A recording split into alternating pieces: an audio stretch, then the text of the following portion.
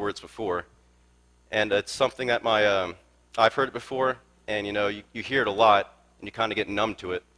But my criminal justice commander, he says it a lot, and the reason he says it a lot is to get it drilled in your head so you can understand it. The 3 words are, never give up. No matter what the situation looks like, no matter how much it hurts, no matter how impossible it seems, never give up. Never give up, especially in God. Never give up hope that whatever you're going through, God is bigger than the problem you're facing. So when I was thinking about adversity, I wanted to share a Bible story about adversity, and I just wanted to find a story where someone just went through the ringer. And I thought there'd be no better story than the story of Job. So we're going to start out in Job chapter 1, and we're going to start off reading verses 1 through 5.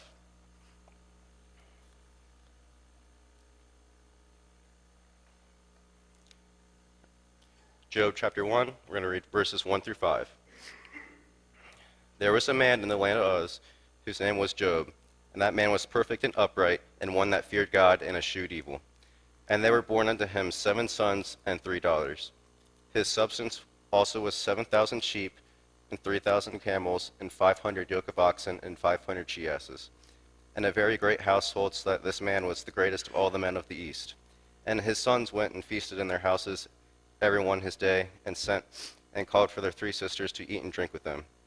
And it was so, when the days of their feasting were gone about, that Job sent and sanctified them, and rose up early in the morning, and offered burnt offerings according to the number of them all. For Job said, it may be that my sons have sinned, and cursed God in their hearts. Thus did Job continually. Now we see here it says Job was a man of God. He feared evil. He feared the Lord. He stayed away from sin. It said he was a great man, one of the greatest men in the East at the time, and someone that, he lived his life according to God, and he hated sin, and he stayed away from evil. And he had tremendous wealth. He had tons of livestock. He had 10 children, all healthy. He had a great household. When you look at Job's life at this point, he's at the top of the mountain. He's on top of the world right now. And we're going to look in verses 6 through 12 next, continuing. Now there was a day when the sons of God came to present themselves before the Lord, and Satan came also among them. And the Lord said unto Satan, Whence comest thou? Then Satan answered the Lord and said, From going to and fro in the earth, and from walking up and down in it. And the Lord said unto Satan, Hast thou considered my servant Job? There is none like him in the earth, a perfect and upright man, one that feared God and escheweth evil. Then Satan answered the Lord and said, Doth Job fear God for naught? Hast not thou made a hedge about him, and about his house, and about all that he hath on every side? Thou hast blessed the work of his hands, and his substance is increased in the land. But put forth thy hand now, and touch all that he hath, and he will curse thee to thy face. And the Lord said unto Satan, Behold, all that he hath is in thy power, only upon himself, but put not forth thy hand. So Satan went forth from the presence of the Lord. So we see here, Satan comes to the Lord, he comes to God, and then God's telling him, have you seen Job? He's one of the best men I have. He fears me, he loves me, he stays away from sin, and he would never curse me or go against me. And then Satan says, well, the only reason he loves you is because you let him have all these things. He says, I guarantee you, if I took away all this stuff, if I took away everything he has, he would curse you right to your face, and he wouldn't love you anymore. So God tells Satan, okay, you can take everything he has, but under one condition: you can't touch him. Now, I think that's kind of encouraging, that last part, how God's allowing Satan, he's about to allow Satan to take everything Job has, but he won't let him touch Job. That kind of gets me thinking about all the times where God protected you for something and you didn't even know it, and probably never will know it till you get to heaven. Imagine all the times you've gone through something hard, and it seemed like the end of the world, but do you ever think about how much worse it could have been if God hadn't intervened and protected you from it? Could have been a million times worse. That's just something that helps me put things into perspective whenever I'm facing adversity. Is you might be going through something, but God might have protected you from something way worse. So Satan's not allowed to touch Job, but we're going to read chapters 13 through 19. Or chapter 1, verses 13 through 19. And there was a day when his sons and his daughters were eating and drinking wine in their eldest brother's house. And there came a messenger unto Job and said, the oxen were plowing and the asses feeding beside them. And the Sabeans fell upon them and took them away. Yea, they have slain the servants with the edge of the sword, and I only am escaped alone to tell thee. While he was yet speaking, there came also another and said, the fire of God is fallen from heaven, and hath burned up the sheep and the servants, and consumed them. And I am only escaped alone to tell thee. While he was yet speaking, there came also another and said, the Chaldeans made out three bands, and fell upon the camels, and have carried them away, and slain the servants with the edge of the sword, and I alone am escaped alone to tell thee. While he was yet speaking, there came also another, and said, thy sons and thy daughters were eating and drinking wine in their eldest brother's house.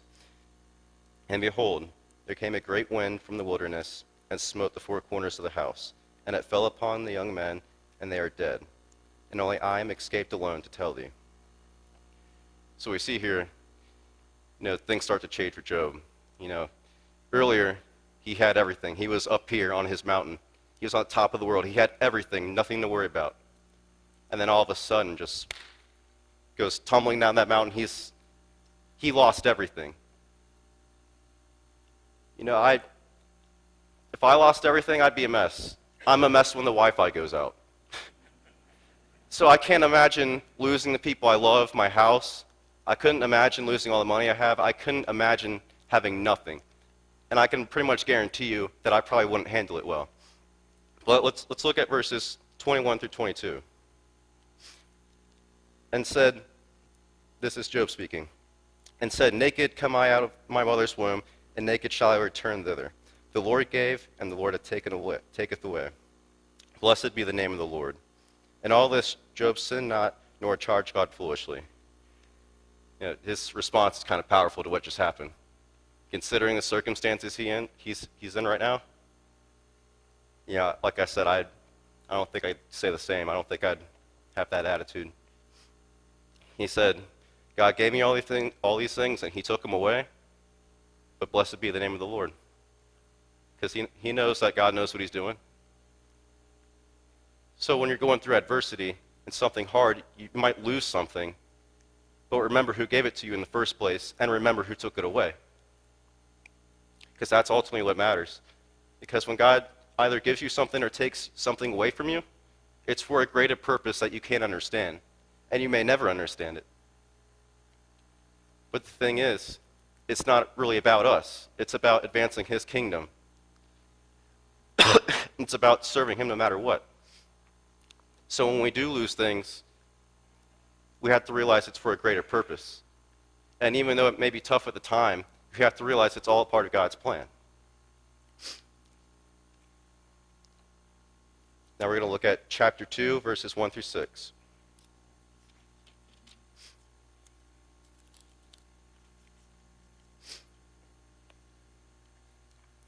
Again, there was a day when the sons of God came to present themselves before the Lord, and Satan came also among them to present himself before the Lord. And the Lord said unto Satan, from whence comest thou? And Satan answered to the Lord and said, from going to and fro in the earth, and from walking up and down in it. And the Lord said unto Satan, hast thou considered my servant Job, that there is none like him in the earth, a perfect and upright man, one that feareth God and escheweth evil? And still he holdeth fast in his integrity. I skipped down and read verse 3 a little bit, but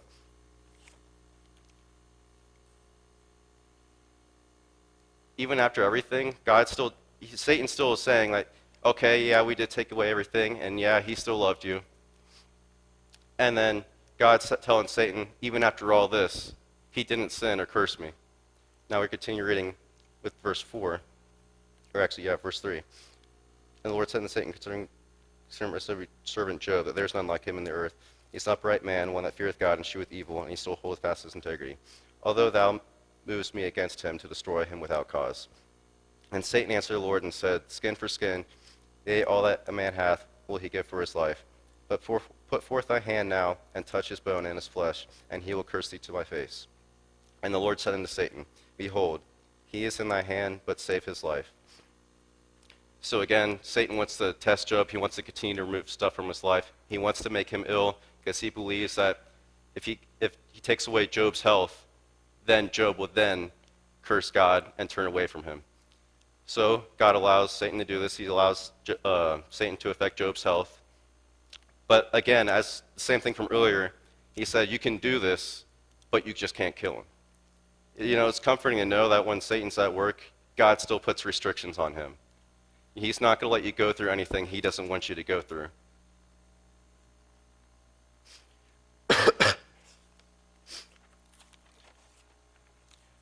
We're going to continue in verses 7 through 9. So went Satan forth from the presence of the Lord, and smote Job with sore boils from the sole of his foot unto his crown. And he took from him a potsherd to scrape himself withal, and that he sat down among the ashes. Then said his wife unto him, Dost thou still retain thy integrity? Curse God and die. It's a pretty supporting wife, isn't it? You know, after everything he's going through, all this sickness and pain, he's covered to head and toe in sore boils. And it says that he takes basically broken pieces of pottery so he can use those broken pieces to scratch at the sore boils with. And then his wife's look at him like, are you serious? You're still going on like this? Look what God's done to you. Look at the circumstances you're in. Why don't you just curse God and die? Well, we're going to see Job's response here in verse 10. But he said unto her, Thou speakest as one of the foolish women speaketh. What? Shall we receive good at the hand of God? And shall we not receive evil? In all this did not Job sin with his lips. Right away, he's attacking his wife's logic. You know, God's going to bring good things. God's going to bring bad things. But just because he brings bad things in your life, you don't just, you don't give up. You don't curse God and die. He says that logic's foolish. That's how foolish women speak. So continuing, Job's still sick. He's covered head and toe with sore boils. He's pretty miserable at this point. He's pretty sick. And in verses 11 through 13, it says, Now when Job's 3 friends heard of all this evil that he was come upon him, they came everyone from his own place.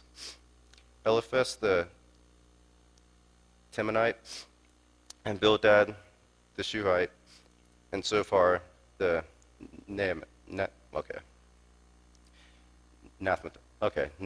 I'm just going to say it like that. I've practiced that. I still can't get it down. But for they had made an appointment together to come to mourn with him and to comfort him. And when they lifted up their eyes afar off and knew him not, they lifted up their voice and wept, and they rent every one of his mantle and sprinkled dust upon their heads toward heaven. So they sat down with him upon the ground 7 days and 7 nights, and none spake a word unto him, for they saw that his grief was very great. So Job's friends come to comfort him. When they get there, they hardly even recognize him. You know, he's covered head and toe in boils. He's pretty miserable. I'd imagine, you know, he probably wasn't able to clean himself. He's probably very bloody, very scabbed up, sore. When they got there, they initially didn't even recognize him. That's how bad Job's condition was. And they saw how great his suffering was that they didn't even say a word. They just pretty much sat there with him because, you know, what do you say when someone just lost everything they have and they're going through this terrible illness? You know, it might be hard to find something to say. So the best they thought they could do is just to sit there and be with him.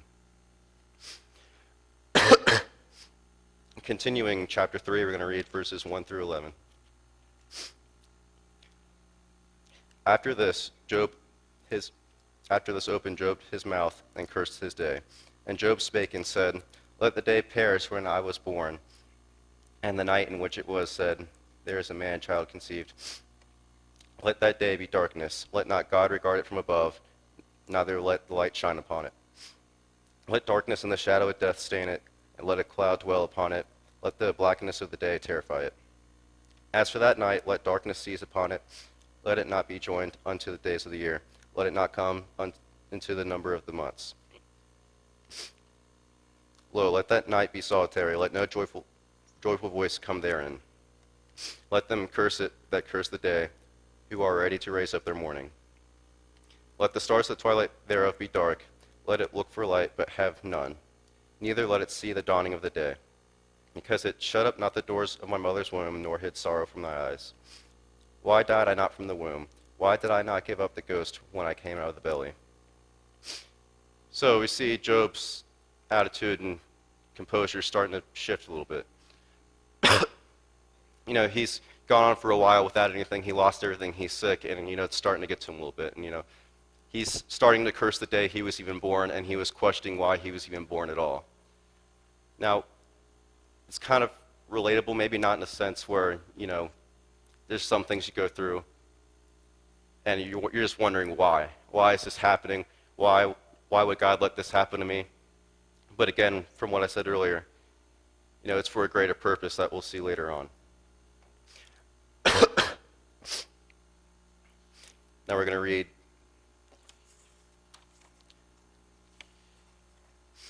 chapter 13, verse 15.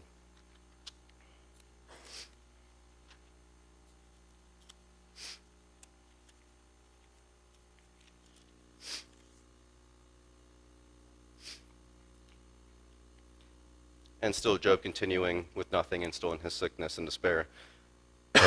Starting in chapter 13, verse 15. Though he slay me, yet will I trust in him, but I will maintain my own ways before him. Thank you. So he's saying, even though God's brought this upon me, even though he's letting all these terrible things to happen to me, my hope is still in God. That's pretty powerful if you think about it. I can think of a lot of times throughout my life where I was going through something and I wish I had that attitude. There's been stuff where I wish I could have handled a little bit better. Even just small stuff. And Job's he lost everything and still has this attitude. It's a pretty good example for us all.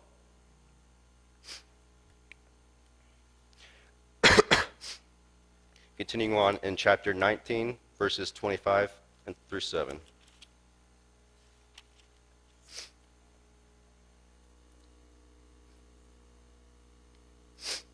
Chapter 19, verses 25 through 27. For I know that my Redeemer liveth, and that he shall stand at the latter day upon the earth. And though after my skin worms destroy this body, yet in my flesh shall I see God, whom I shall see for myself, and my eyes shall behold, and not another, though my reins be consumed within me. So I kind of skipped through some chapters. What was leading up to this was Job's friends trying to comfort him. They're trying to figure out why this is all happening to Job, and they're starting to come to conclusions. They're saying, Job, maybe the reason this is happening to you is because you must have done something wrong. You must have done something really bad for you to be at this point. And then, even though they're kind of pressuring him and kind of attacking him, making accusations, they don't necessarily know the whole story. I mean, I guess in their minds they're trying to help him figure out why this is happening. But we see that Job says, even though God's allowing this great adversity, my Redeemer lives, and I know one day I'm going to see him again, and he's the reason this is all happening, and my hope's going to remain in him. So Job is still rejoicing in God in the midst of suffering. Now, if we look at chapter 27, verses 3 through 6,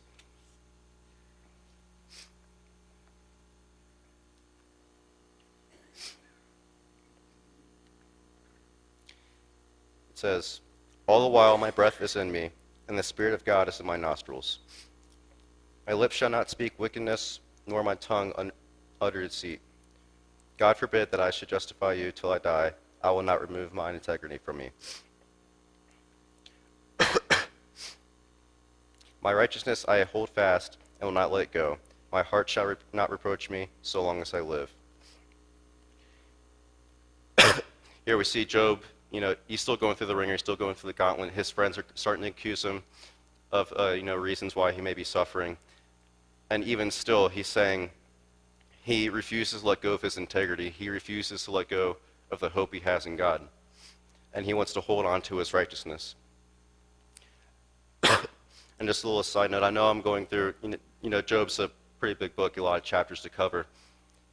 But I really encourage you, because when I read through this, there was a lot to take in and a lot to apply in my own life. And I know I can't cover all of it in one night. That'd be a pretty big task. But I encourage you when you have time to read through it for yourself and really see what you can get out of it.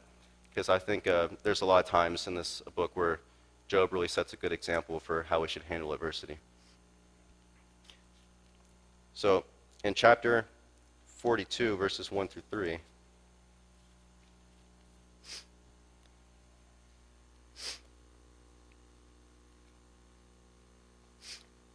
says, Then Job answered the Lord and said, I know that thou canst do everything, and that no thought can be withholden from thee. Who is he that hideth counsel without knowledge? Therefore I have uttered that I understood not things too wonderful for me, which I knew not. So kind of a little backstory to this. Job's going through the ringer, he's going through the gauntlet. And then a little bit before this, God's asking Job a bunch of questions about God's creation. He's going into detail about the universe and how God created it. And the reason he's asking Job these questions is for him to understand the amount of detail that God took into creating the earth. So that makes us wonder, if God took tremendous care and detail when he designed all the things in the earth, the grass, the birds, the flowers, he's going to take care of you. Because we're his loved creation. He loves us more than anything. So if he takes care of all these little things, he's certainly going to take care of you, because he sees the adversity you're facing, and he sees what you're going through. If he takes care of all the other things, why won't he take care of you? Continuing the same chapter in chapter 42, verse 10.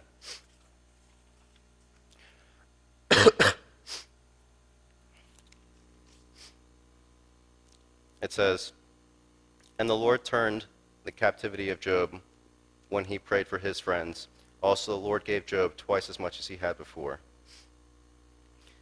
Now, Job prayed for his friends.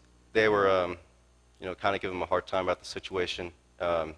He prayed for him, which is another good reminder when someone not really seeing eye to eye with, the best thing to do is not necessarily try to get back at them, but when you have adversity with someone else, the best thing to do is to pray for them and forgive them.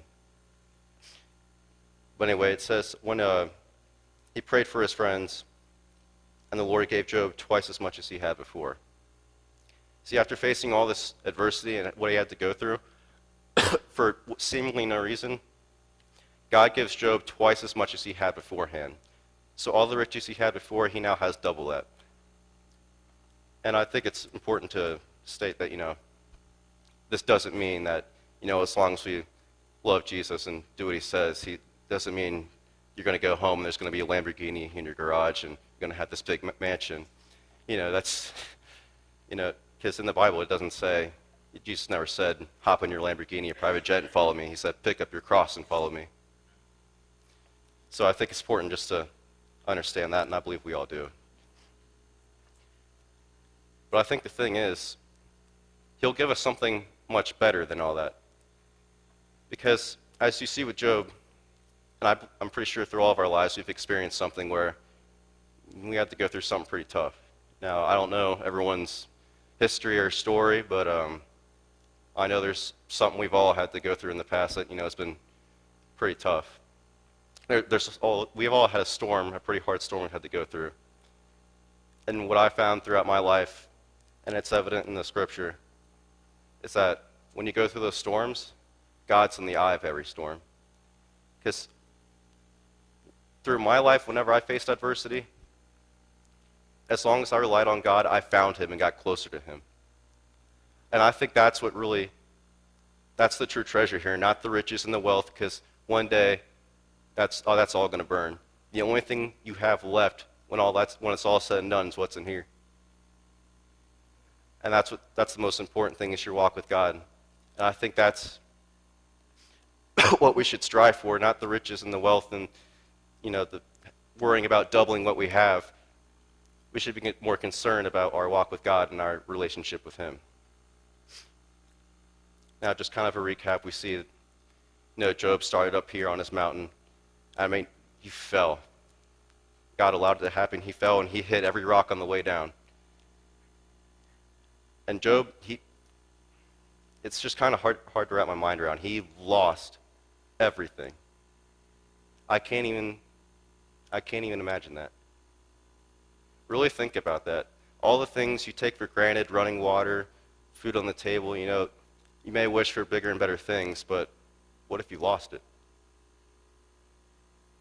God gave it and He could take it away just as easily. So it's reading Job's story and knowing that, kind of learn to be thankful for what you have, Now, with the remaining time I have left, I wanted to share a personal story because I used to be very hesitant about sharing this, and I really never shared it with anyone, really. I've mentioned it before. I've never really gone into detail about it. But I think it kind of applies to the lesson in the story. And I've been praying and hoping that what I'm about to share with you can at least give you a little bit of hope that no matter what you're going through, if you are going through something, that you can still have hope in God and He'll change the situation around. And even if He doesn't, it's all for the glory of God.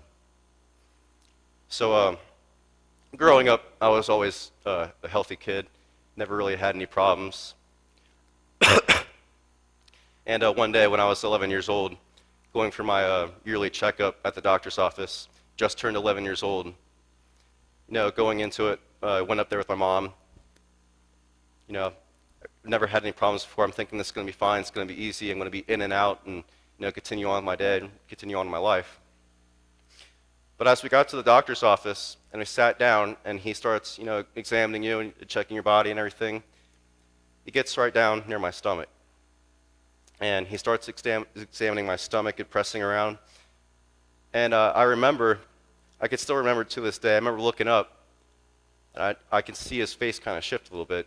He looks kind of concerned. And right away, I knew something was wrong. But, I didn't really think it was anything that bad, because, I've never had any problems in my life. I thought it would just be something, an easy fix, just take this medicine, go home, it'll be fine. But he says he's going to step out of the room real quick, and he's going to call his friends at Children's Hospital. Now, this is kind of when the red flag goes up in my mind, because, at 11 years old, my belief was hospitals are where people go to die. So, being 11 years old with little understanding what was happening, I was already kind of afraid. I'm waiting with my mom. She's trying to reassure me to calm me down. And then the doctor comes back in the room and tells us, you need to go to Children's Hospital right away. We think you might have a tumor. Now, at 11, I didn't understand all this lingo, but I could tell, it's pretty serious if he wants us to go right away. So we get everything squared away. We head up to the hospital. It's this big place I've never been to before, unfamiliar environment. And I'm going to get scans done in my torso to figure out what the problem is in my stomach to see whether or not it is actually a tumor. I'm sitting in the waiting room, and I'm scared to death, man, because I don't know what's going on. I'm only 11. I don't understand any words these doctors are saying or what's going on. And then I get called back in to get my scans. We're walking down the hall, and I remember in one of the doors it had like a little window you could see through. And I don't really know what was going on, but this kid was sitting in a chair. He was awake. And it looked like the nurses and the doctors are by this kid's head, and I heard like some sort of drilling noise, and this kid is crying out for his mother. And I'm just thinking to myself, like, what am I doing here? I was just fine a few hours ago, and now I don't even know if I'm going to live much longer. And then we go in and get the scans, and they get the scans done, and they send it in to have some people review it to see what's wrong. And it comes back, and we talk to a doctor, and I remember what he told my parents. Said, your son has a tumor. And if you know anything about tumors, they're either malignant or benign. Benign meaning not cancerous, that it'll just stay in one place, easily removed. Malignant means it's more cancerous and it has the risk of spreading to other parts of your body. They believed mine was malignant. Um, Now, again, I didn't understand all the lingo, but seeing the look on the doctor's face and then looking at my parents, I could tell it was pretty serious. Um, just thinking back on it, it's still kind of, it's, it's over with now, but even just thinking back and reliving that moment in my head, it still kind of freaks you out, Because at the time, I didn't know what was happening. But yeah, the night goes on, and I'm getting all these shots. I was laying down on one of the hospital beds getting the shot, and must have been her first day on the job. But she took the IV and was trying to get it into my vein, but she missed. That was fun. And for a moment, I could kind of feel a little wiggling around my arm trying to find that vein. And man, that hurt. That was the worst pain I've ever felt in my life at that point. And I remember I have a death grip on the hospital bed. I'm doing one of those internal screams, right, where you're not really opening your mouth. You're just, you get like really loud, being a baby. But yeah, once that was over, they gave me some medicine to take, and they asked me what flavor I wanted. I said fruit punch. They gave it to me. Did not taste like fruit punch at all. That was the worst thing I ever tasted. But this, I believe, is the most important part of the story, is when I was sitting in one of the waiting rooms. There was other kids sitting around me. And I was busy, feeling sorry for myself and feeling sorry about my situation. I believe God sent this little girl, younger than I was. She came up to me. If I remember correctly, she didn't have any hair. And her arms and her hands and her fingers were all disordered. And she was just holding this little camera. And she was the happiest girl in the world. She came up to me, she asked me what my name was, and I was in shock because I've never seen anything like that before.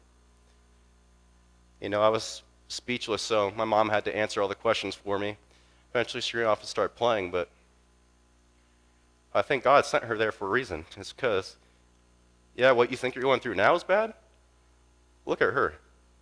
Look at her situation. And she's handling her situation better than you're handling yours. So now whenever I feel like I'm going through something and it's hard, and I want to give up, God reminds me of the little girl with the camera. It's just crazy how God can give you a sign of hope in the darkest times of your life. So anyway, the night goes on, longest night of my life. I go home, everyone gets the news. Story spreads through Facebook. I shown a bunch of posts from people saying they're praying for me. And I remember that night, laying down in your bed and, just thinking, 11 years, huh? That's all I got. Maybe a few more, but, I honestly did not think I was going to last much longer. But what I'm about to tell you is not a result of my own strength. I promise you that. I honestly can tell you with confidence that's the result of prayers for me and God working in my life. I thought to myself, two things could happen. I can make it through this, and I'll live a long life and be with my family and my friends, or I'll die, and I'll go to heaven forever with my Savior Jesus. No matter what happens, I can't lose. So the next morning, I'm still nervous about it because it's the morning of the surgery. I'm not going to lie and tell you that I had 100% confidence, Jesus is going to get me through this. God's going to get me through this. I was still a little nervous, but as a result of the prayers of God working in my life, I just felt that, it's nerve-wracking and it's scary. But at the end of the day, what's going to happen is exactly what God wants to happen, regardless of the outcome. So we go back up to the hospital, getting ready for surgery. Talking to, I was at Friendship at the time, talking to Pastor Gary. He came to see me. A few other people came to see me, just give me some encouragement, tell me they love me and they're praying for me. And lay down in that hospital bed, unsure what was going to happen next, not knowing what the result was going to be. Get rolled back into that surgery room, and I don't know how. It obviously had to have been God, because in the state I was in, there's no way this was off my own strength or my own will or whatever, but I remember wheeling back there, looking up at those lights, and thinking, yeah, this is bad, but Jesus loves me. And that's all that mattered. And I'm still amazed that God was able to do that for me in the midst of what I thought I was going through, able to give me that inner peace. So they put the mask on me, I go to sleep. What seems like a few seconds later for me, I wake up, this kind of weird feeling. It kind of just felt like I just blinked. I closed my eyes and just woke up a second later in a completely different area. But yeah, the surgery went fine. It was successful. Went home. Now the most excruciating part, especially for my parents, was waiting for the test results. They had removed the location of the tumor, and they were going to look over it to see if it was in fact malignant or benign. I want to say it was about a week later, we got a call. The test results came in. They said it was malignant. It was a rare tumor. There was a chance I wouldn't need any further treatments. But I did some research, not then obviously, it was recently when I was making this lesson. Did some research, the type of tumor I had, malignant. It had the potential to take over my stomach, other surrounding organs in my body, central nervous system up my spine until it eventually take my life. And, I was still kind of worried about it. I didn't know all of that, obviously, but I was still kind of worried about it because, I learned to associate malignant with bad back then. But, kind of feels like you take a step back there, I just remember thinking, like, all right, this is how it's going to be. But then a week later, people praying for me and everything, get another call. And doctors called back. They said they were looking at the tumor, and it wasn't malignant, it was benign. And to this day, I can't believe it.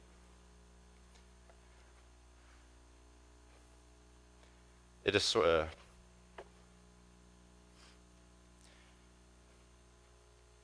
it's just kind of humbling to know that without God, I shouldn't be here right now.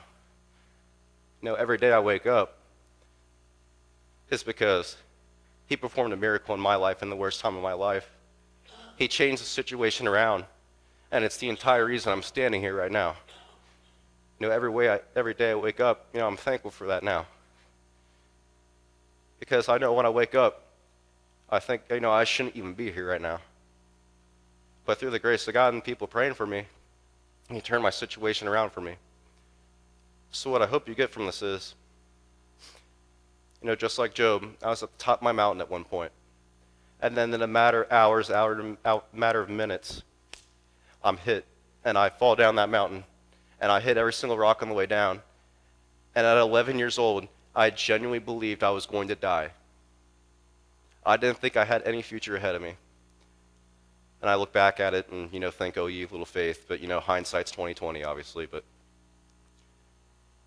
I went from a point where I thought I was going to die, and now I'm here standing in front of you all talking about what God has done for me in my life and how He turned my situation around and performed a miracle in my life. So no matter what you're going through, no matter what adversity you're facing, I can tell you firsthand that no matter what's going on and what it seems like, God's working in that.